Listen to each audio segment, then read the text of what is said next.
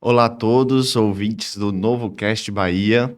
Estamos iniciando o nosso projeto de podcast do Partido Novo aqui na Bahia. E para estrear a mesa, convidamos o presidente nacional, Eduardo Ribeiro, e o ex-presidente do Partido Novo na Bahia, Gabriel Venturoli. Sejam muito bem-vindos. Obrigado, André. Gabriel, um prazer estar aqui com vocês. Obrigado, pessoal. Estamos aí.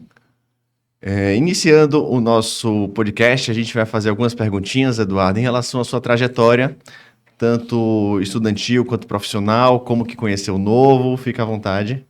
Eu sou nascido numa cidadezinha chamada Capinzal, que fica para trás da Serra Catarinense, ali no Planalto Serrano, cidade de colônia de italianos, né, de gaúchos, descendentes de italianos, e morei lá até uns 8 anos. Depois eu fui para Floripa. Depois vamos morar um pouco em Curitiba também, onde praticamente toda a minha infância, né, juventude foi lá, até o vestibular. E aí eu precisava escolher em qual universidade fazer, porque na época o FPR e a UFSC faziam o vestibular no mesmo dia. E era mais ou menos um processo de transição também dos meus pais, de irem morar no Mato Grosso. Então eu realmente não tinha mais razão ou necessidade de ficar em Curitiba. E aí eu escolhi fazer na UFSC para voltar para Santa Catarina. Passei, fui lá, fiz agronomia, na verdade fiz um ano de agronomia e depois eu mudei para farmácia, né, porque eu gostava muito de genética e comecei a fazer estágio no laboratório de genética e me apaixonei pela profissão e depois fui trabalhar também em hospital de câncer, sempre na área de patologia. Mas acabei me identificando mais com a parte de gestão executiva, em serviços de saúde. E nesse meio tempo eu acabei conhecendo o Novo, acho que como a maioria de nós pela internet, né? Era a ferramenta que tinha na época, o Facebook, e enfim, questionando muito ali o governo do PT e as decisões erradas, a própria reeleição da Dilma, que foi uma coisa surreal. Aliás, a primeira eleição da Dilma, né, que enfim, fora do mundo político, acho que quase ninguém conhecia e de repente ela vem para vencer a eleição. E eu sempre fui muito refratário às ideias do PT, ao próprio PT em si. Eu nunca entendia muito bem como é que aquilo ali poderia vigorar, fazer sentido, né? E nem foi tanto pressão da família dos meus pais, acho que era mais uma contestação tanto quanto óbvia. E aí o Novo apareceu ali enquanto eu estava recém-saído da faculdade. E eu falei, poxa, isso aqui que eu sempre defendi a minha vida toda, como é que eu faço para ajudar, né? E aí foi naquele processo todo de coleta de assinaturas e tentar mobilizar o grupo. E acabei entrando como membro ali do Novo de Florianópolis. Logo em seguida, houve ali aquela decisão enfim, o partido teve o registro em 2015, e aí houve uma decisão do Diretório Nacional de lançar apenas em 5 municípios. E Floripa ficou de fora, aí toda uma crise por causa disso. Tretas.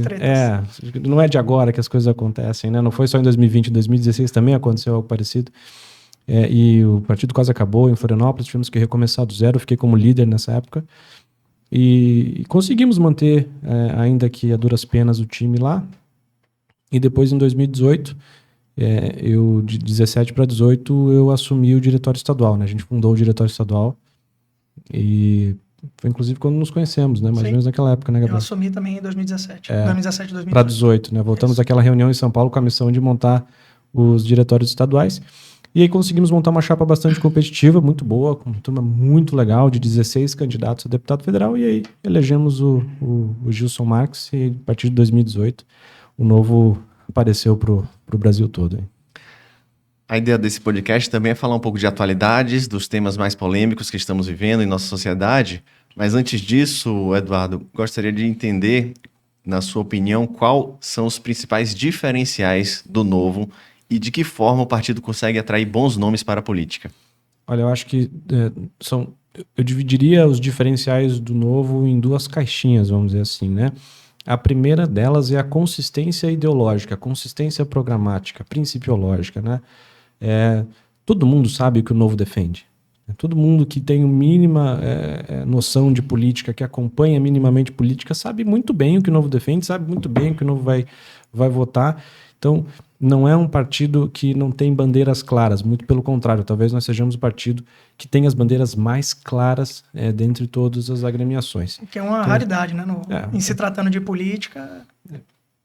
Principalmente dentro do modelo político que nós temos hoje no Brasil, né? Que as legendas se tornaram quase que de aluguéis. Os grupos políticos não necessariamente pertencem ao mesmo partido, né? São divididos em partidos diferentes para tentar sequestrar, aí, entre aspas, os partidos. E no Novo não, nós queremos que tenha um grupo político só, que é o grupo do Novo, que pensa igual, que tem o mesmo propósito, que tem os mesmos fins. Então esse é talvez um dos principais diferenciais. E o outro é com relação às práticas, né? O Novo nasceu também de um sentimento não só de carência de uma representatividade de uma direita liberal no Brasil, que nunca existiu, né, que nunca foi organizada em partido político. O Novo vem para preencher essa lacuna, mas também para tentar romper uma barreira ou pelo menos elevar a régua moral da atuação política no Brasil, né? E isso fica muito escancarado depois da Lava Jato. Isso acabou, inclusive, ajudando muito o Novo nas eleições de 2018, a necessidade de uma renovação política, uma plataforma, uma instituição que pudesse convencer pessoas a sair da política para entrar na política, né? Que, poxa, nesse partido eu vou, com essas pessoas eu vou, então, com credibilidade para trazer gente boa para dentro do setor público. Então, acho que eu dividiria entre esses dois principais diferenciais, né? Uma solidez ideológica muito forte e princípios éticos inegociáveis. E só complementando... Esses dois diferenciais fazem um resultado prático, que é ter excelentes mandatários, zero escândalo de corrupção, zero problemas desse tipo de ética, práticas, prestação de contas. Então, assim, na prática, o que acontece é que você tem uma qualidade legislativa bem acima da média. O que muitas vezes nos prejudica do ponto de vista eleitoral, Sim. né?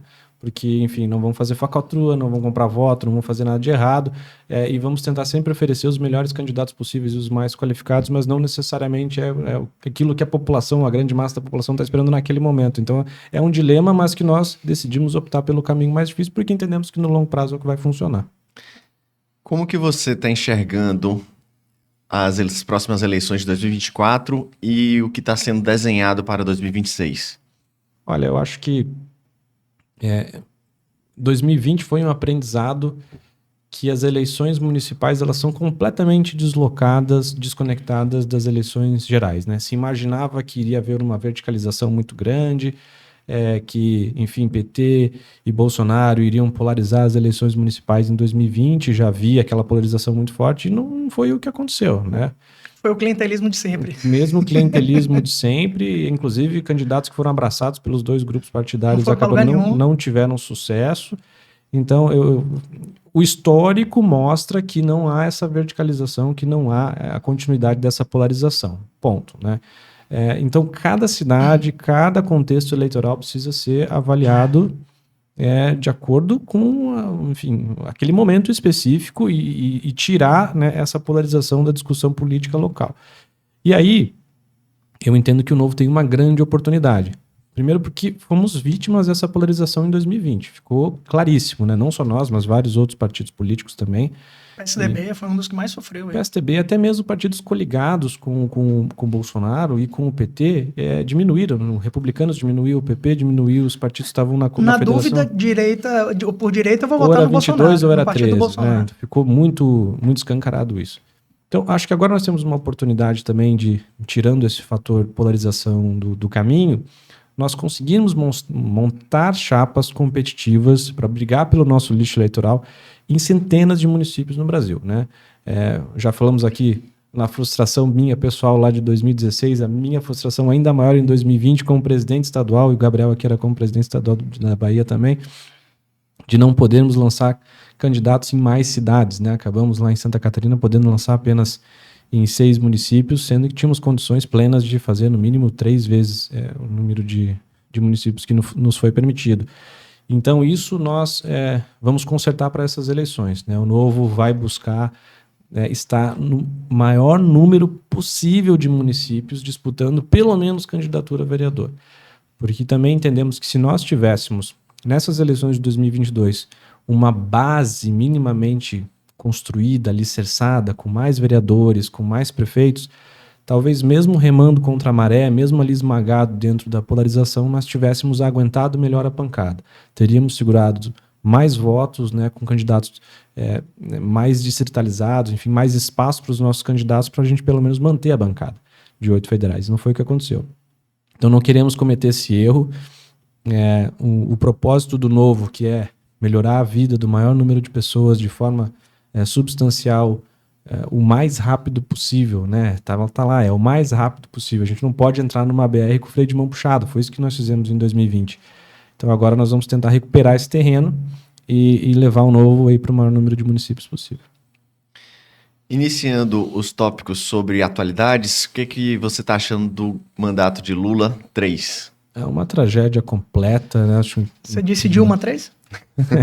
Quase isso, se não é a mesma coisa, mas pior do que se poderia imaginar. É um clima de revanchismo.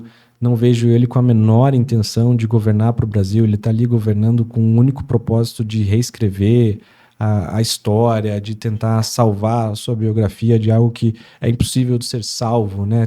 Todo mundo sabe o que aconteceu, todo mundo viu. Ele não entendeu que ele foi eleito mais pela ojeriza ou pela repulsa, pela resistência que se tinha ao Bolsonaro e não pelas virtudes, que ele não tem nenhuma, né? Então, eu estou bastante preocupado com o futuro do nosso país e acho que serão 4 anos muito duros se esse governo for até o final.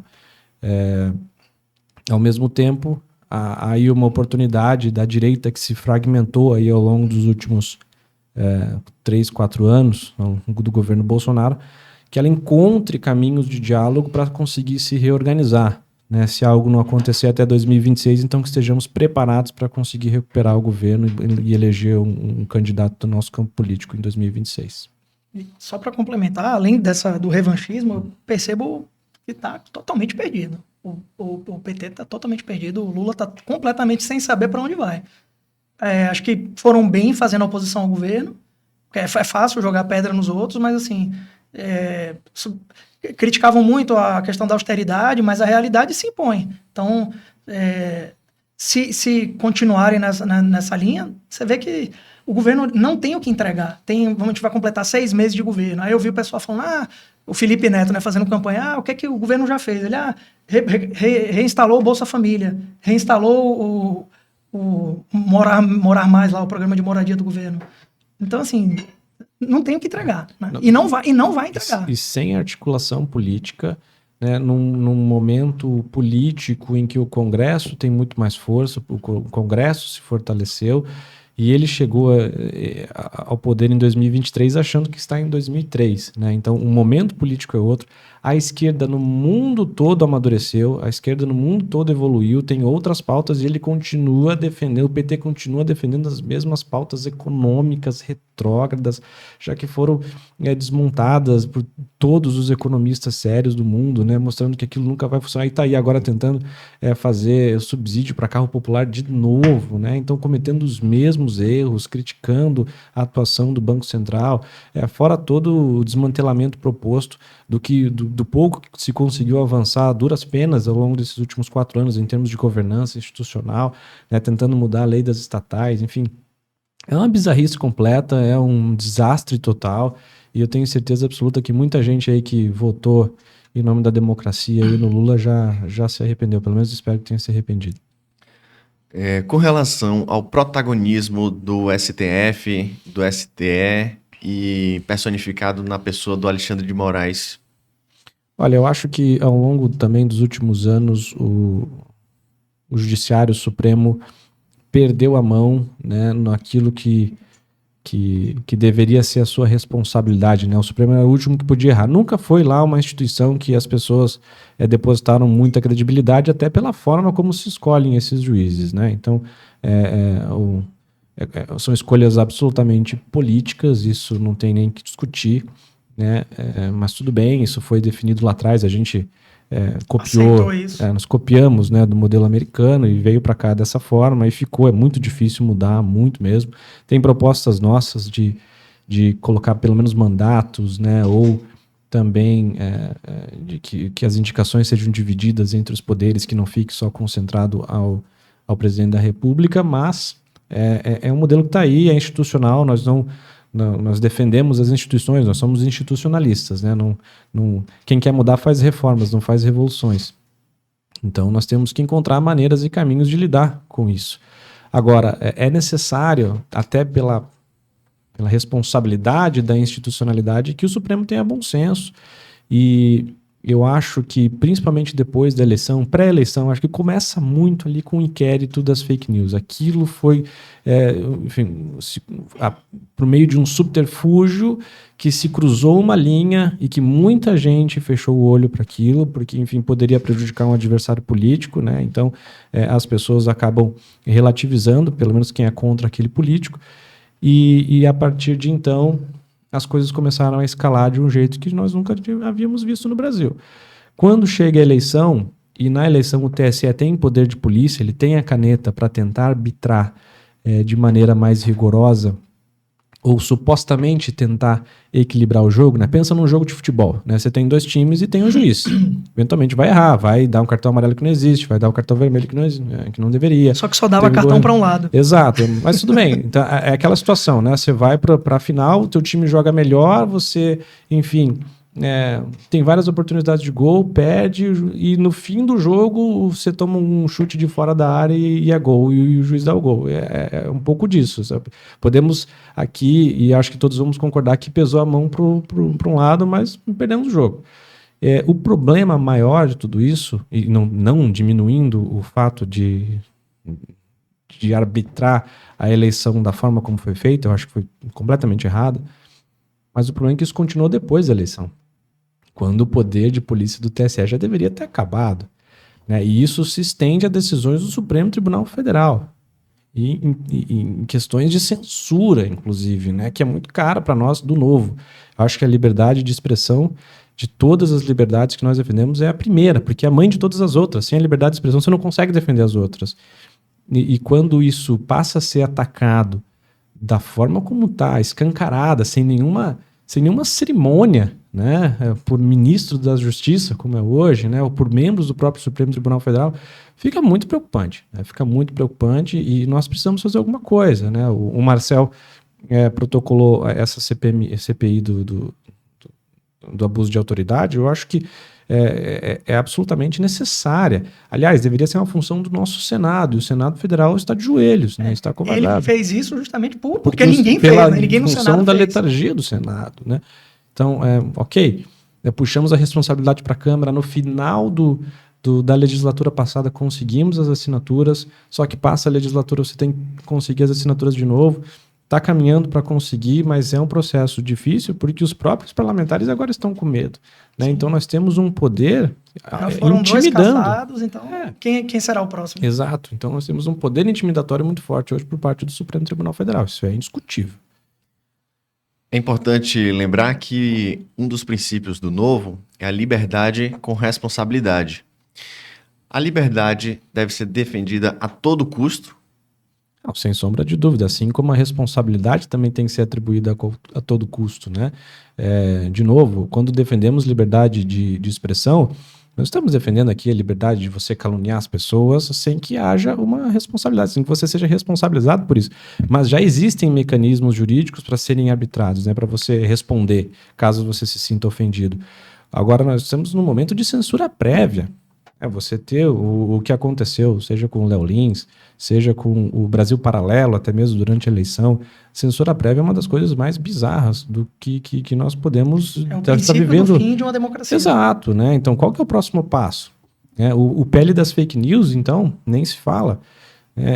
Depois virou uma geringonça legislativa aquilo lá, tinha de tudo, tinha questões econômicas envolvidas, não era só, nem se tratava mais só de fake news. Mas aquilo também... Tinha uma grana para os artistas ali no meio.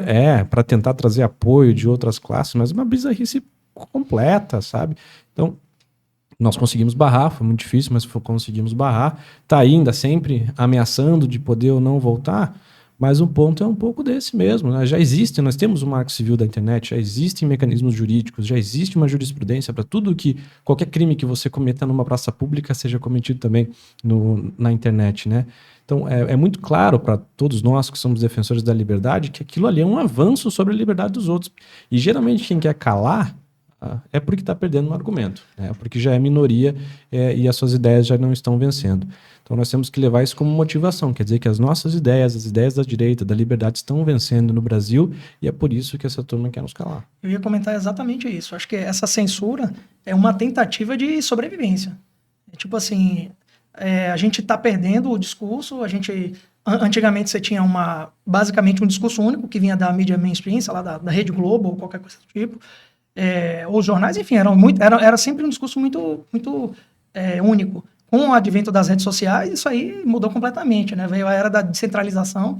Então, não é à toa que depois das redes sociais que você teve um parlamento de direita com candidatos de direita, um presidente de direita. Até então, a esquerda reinava aí há 30 anos, né? Então, eu acho que é questão de sobrevivência política mesmo. Vamos tentar censurar, porque na bola a gente não consegue ganhar mais, né? Ou que não consiga ganhar mais, mas assim, a gente perdeu a hegemonia que a gente tinha. E a gente nem está negando o fato de que existe muita fake news, existe muita mentira, existem máquinas de desinformação institucionalizadas, organizadas. É fato que isso acontece. Mas, ao mesmo tempo, nós estamos vivendo uma revolução de informação, né? Acho que em nenhum momento da história, não tenho certeza absoluta, em nenhum momento da história nós fomos bombardeados por tanta informação como estamos sendo agora. E nós temos ferramentas que antes não tínhamos, como, por exemplo, as redes sociais e um WhatsApp da vida, né? Mas, poxa, será que não vamos dar nem o tempo de nós aprendermos a usar essa ferramenta?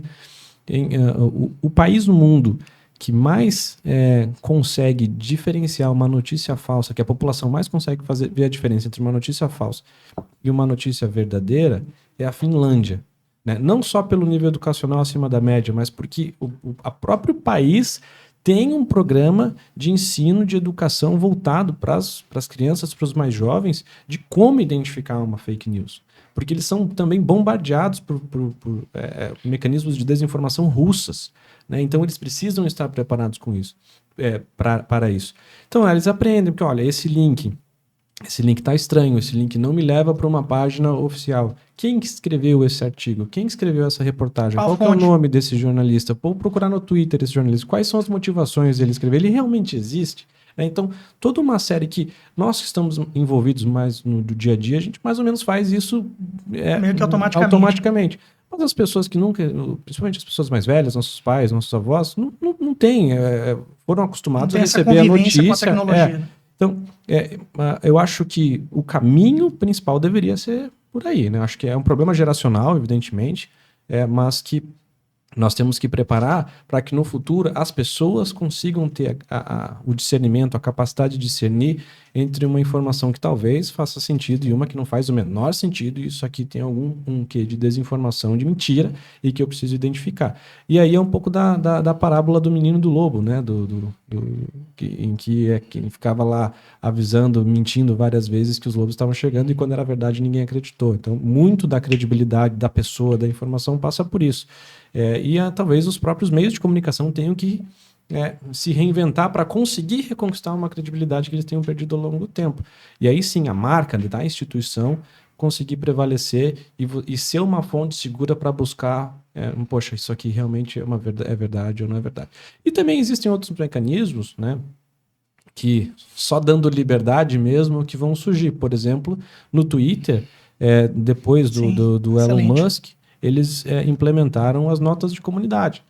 Então, você tem lá... Inclusive, a esquerda está sofrendo muito com essas notas de comunidade. Sofrendo muito. Porque... ontem mesmo, o tweet do Lula foi desmentido, né, pela segunda ou terceira vez, pelas notas de comunidade, que não tem nenhum viés, porque tem todo um regramento, um algoritmo de pessoas que precisam... Para que aquela nota possa ser dada publicidade, possa ser publicizada junto com aquele tweet, por exemplo, ela precisa ser aprovada por pessoas com vieses completamente diferentes, ou seja, a chance daquele ser muito mais verdadeiro do que o tweet é muito maior, né, do que o próprio tweet, do que o próprio post. Então, é um mecanismo interessante, vamos ver se funciona ao longo do tempo, né? Talvez seja muito melhor, não, com certeza vai ser muito melhor do que você regular, né?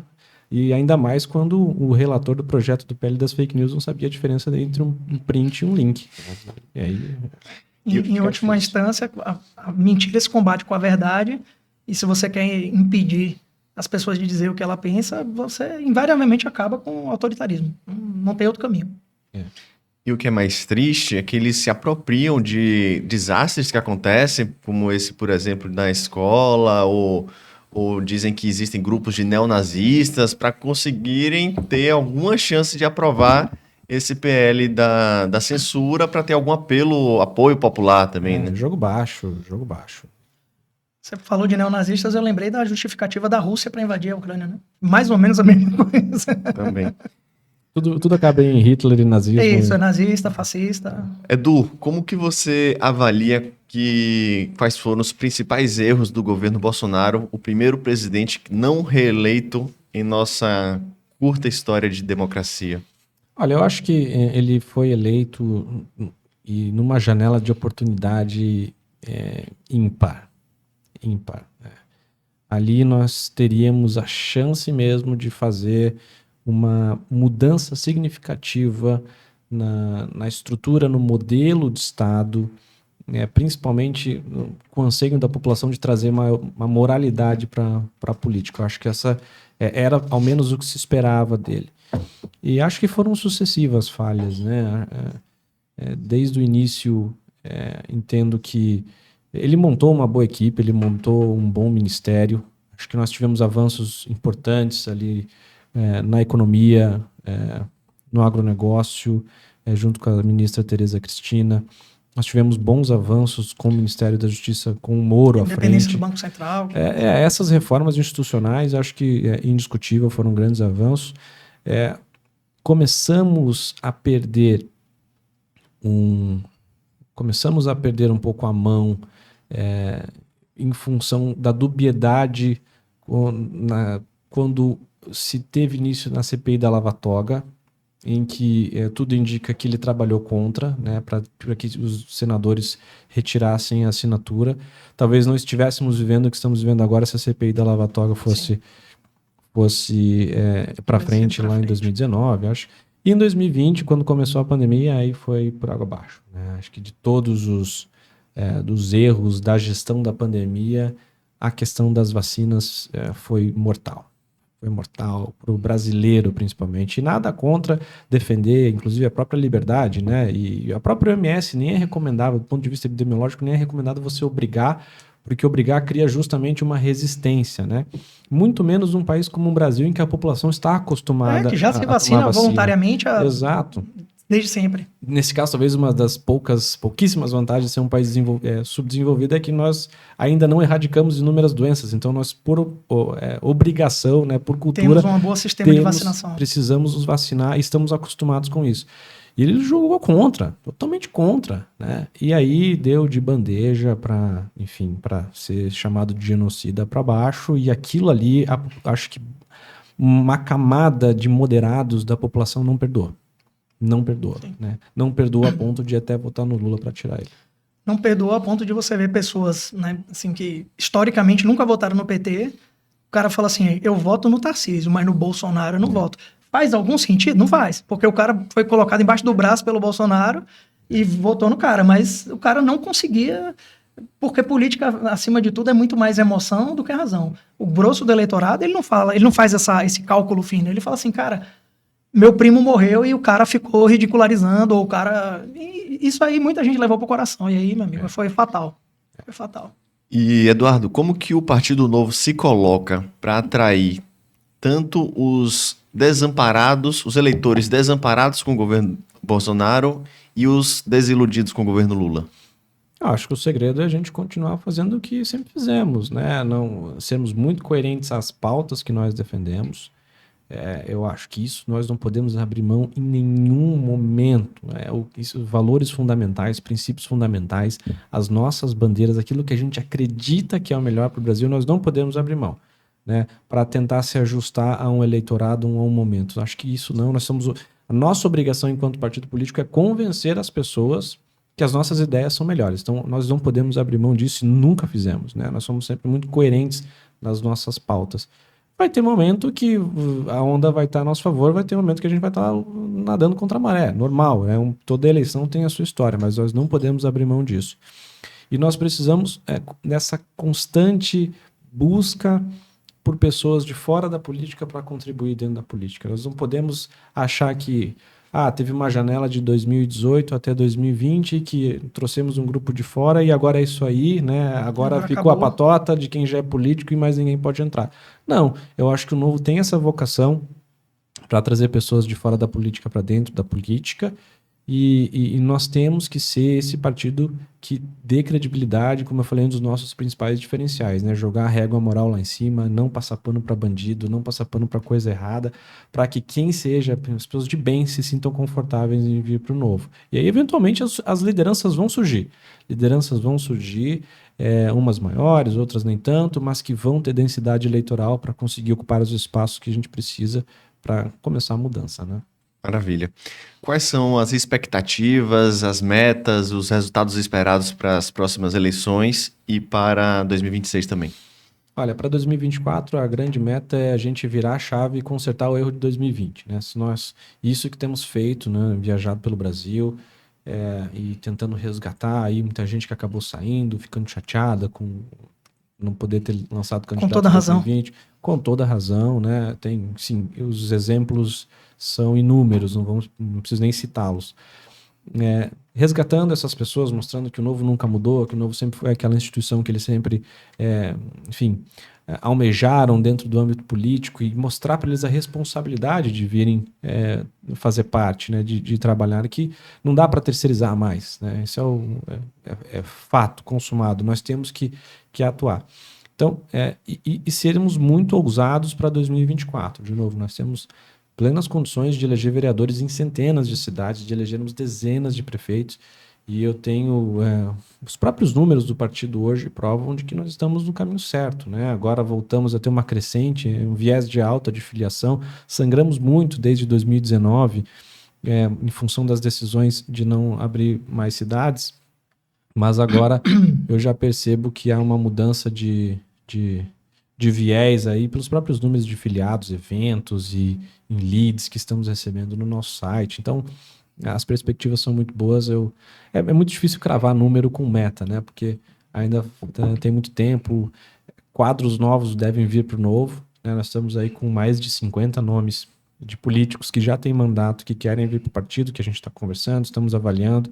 Essa é uma outra mudança importante de paradigma dentro do Novo, né? Havia quase que uma cultura de que quem não era do Novo, quem não nasceu nas nossas categorias de base não podia jogar. Quem não tá no Novo não presta. Não presta. Não é bem assim, né? Aliás, não é assim. Tem muita gente boa em outros partidos que podem fazer parte do Novo e o partido tem que estar de portas abertas para essas pessoas e é isso que nós estamos fazendo. Então, nós vamos provavelmente terminar esse ano e muito maior do que nós somos agora em termos de quadros. E depois das eleições de 2024, eu não tenho dúvida que vai ser outro partido. A gente vai entrar em outro patamar. Hoje nós sabemos o nome de todos os vereadores, deputados e enfim, nosso senador. A gente conhece todos os políticos do Novo. Eu tenho certeza que, virando as eleições de outubro de 2024, a gente vai ter mais dificuldade para lembrar o nome de todo mundo, porque vai ser muita gente. Maravilha. E hoje, o principal nome do Partido Novo é o nosso governador de Minas, Romeu Zema. Como que você avalia e o que está se desenhando de cenário para 2026, onde ele vai estar encerrando o seu segundo mandato? Acho que o governador ele tem falado muito a respeito disso, mas porque é obviamente questionado, mas sempre com o direcionamento correto de dizer, olha, eu tenho mais 4 anos à frente de Minas Gerais. E ele está certíssimo, né? Os primeiros 4 anos do governo de Minas, nós conseguimos fazer muita coisa, porque tinha muita coisa errada, né? E por decreto ali, só pelo executivo nós conseguimos fazer uma mudança de estrutura, de cultura mesmo de governo, que foi da água para o vinho, não à toa. Estamos aí com o maior superávit da história, né? Com a maior participação do PIB na história de Minas Gerais, caminhando para ser a segunda economia, caminhando para passar o Rio de Janeiro e se tornar a segunda economia do país. E não à toa ele foi reeleito com 56% dos votos. Ou seja, né, o caminho está mais do que certo em Minas Gerais. Só que ainda há muita coisa a ser feita. Nós tivemos muitas dificuldades com a Assembleia de Minas Gerais nos primeiros 4 anos. O presidente da Assembleia, então, era completamente refratário às ideias do Novo, era uma oposição ferrenha, era do grupo político rival, né, que foi o nosso adversário nas eleições de 2022. Então, as reformas estruturantes nós não conseguimos avançar, pelo menos a maioria delas. A expectativa agora é que seja diferente. Ao invés de 1/3 da Assembleia, nós temos 2/3 da Assembleia, no sentido de apoio, né, de ter blocos de apoio ao governo, alinhados ao governo. Então, nós temos uma expectativa de conseguir aí passar reformas importantes. O regime de recuperação fiscal, que hoje é judicial, nós queremos que seja aprovado via legislativo. Nós temos que fazer alterações da Constituição do Estado para conseguir avançar com a privatização da Codemig, da Copasa, da CEMIG, né, que são as estatais hoje de Minas Gerais, né, e outras reformas ali de estrutura importantes para o longo prazo, né. Para o curto prazo, nós já mostramos que o trabalho é sensacional em termos de captação de investimentos, em termos de melhoria da educação, o IDEB com a sua nota mais alta, estado mais seguro do Brasil, estado mais transparente do Brasil, o que era possível o executivo fazer, quase tudo já foi feito. Ser agora amigável ao empreendedorismo, né? E acho que isso é absolutamente inegável quando você compara, por exemplo, eu tenho usado muito esse exemplo, né, que é a captação de investimentos na área de energia solar. E o estado, né, a região do Brasil que é de longe mais propícia a isso é o Nordeste e a Bahia. Onde tem a maior incidência solar, onde tem espaço para você fazer esse tipo de investimento. Mas por que então que é Minas Gerais? Curiosamente, Minas Gerais está liderando Minas Gerais está liderando o processo. Tem uma região muito forte, que é muito parecida em termos geográficos, né, que seria o norte de Minas, o Vale do Jequitinhonha, mas o espaço, a área da Bahia é infinitamente maior para isso do que próprio Minas Gerais. Mas por que Minas Gerais está liderando e não é a Bahia? Por causa das instituições, da credibilidade, da burocracia reduzida e da visão amigável que se tem ao investimento. Né? Bom ambiente de negócio. Que é a cartilha do novo, né? Livre mercado, acreditar no empreendedor, facilitar a vida do empreendedor e ver que aquilo no fim do dia vai gerar riqueza, vai gerar emprego. E infelizmente nós não temos aqui na Bahia. Então, esse é um exemplo, né? Fora tantos outros exemplos em todas as outras áreas que foi possível trazer investimentos para Minas Gerais. Maravilha. Com isso a gente percebe realmente que o jeito novo de fazer uma gestão é muito mais eficiente, é amigo de quem quer gerar renda, gerar emprego, investir, isso diminui o desemprego. E a gente espera que mais pessoas como o Romeu Zema, que tem muitos espalhados pelo Brasil, venham para o novo, se espelhem, né, no caráter, na personificação do Zema, que é para o novo hoje, e que venham se candidatar com a gente. Então, para finalizar o nosso podcast, gostaria que você desse um recado para todos os ouvintes que estão indecisos sobre participar das próximas eleições e procurando um partido que tenha a ver com a sua personalidade, com o que essa pessoa defende, e mostrar que estamos de portas abertas para receber qualquer um que queira defender o que nós defendemos com ética, com humildade e responsabilidade. Eu acho que quem já está assistindo um podcast do Novo minimamente está interessado ou pelo menos passou na sua cabeça em ser candidato em algum momento. E eu tenho dito muito que a melhor forma de você contribuir para o partido, mas principalmente para a sociedade, é sendo candidato. Eu sou um dirigente político, atuo mais nos bastidores, né? Lógico que a minha função ela é importante, a função dos voluntários é importante, mas nenhuma é mais importante do que se candidatar. É a nossa linha de frente, é os jogadores, é o cara que vai fazer o gol, é o cara que vai defender o pênalti. Então, é quem está lá que ganha o jogo, que leva o troféu para casa. E nós precisamos dessas pessoas. Então, se você, em algum momento, já cogitou, já pensou em entrar para a política, não tenha medo, né? O partido ele vai oferecer o ambiente de conforto para que você faça essa sua introdução na política. Se você compartilha dos nossos valores, né, da liberdade, da responsabilidade, do livre mercado, da visão de longo prazo, da ética, né, de princípios morais elevados na política, né, como o político como um servidor, como uma inspiração para as pessoas e não como uma profissão secundária que ninguém quer se envolver. Ser rejeitado.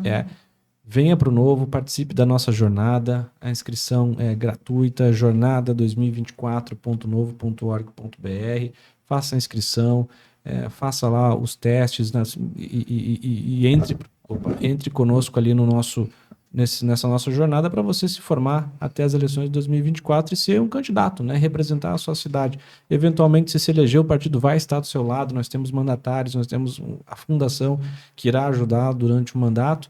E quem sabe começar o início de uma carreira política, porque é aquela velha máxima, não tem nada de errado em não gostar de política, mas você vai ser sempre governado por aqueles que gostam. Então, ou a gente aprende a gostar, ou faz sem gostar, né? Mas não pode ficar de fora. Agradecemos mais uma vez sua presença, agradecer também, Gabriel. Obrigado, espero que esse seja o primeiro episódio de muitos aqui no Novo Cast Bahia. E já fica o convite aqui para futuros dirigentes, futuros mandatários também, futuros candidatos pelo Novo para também fazerem parte dos próximos programas. Eu que agradeço, parabéns aí, André, parabéns, Gabriel, obrigado pelo convite e que sirva de inspiração aí para outros diretórios também replicarem o modelo aí para as outras regiões do Brasil. Obrigado. Até a próxima, pessoal.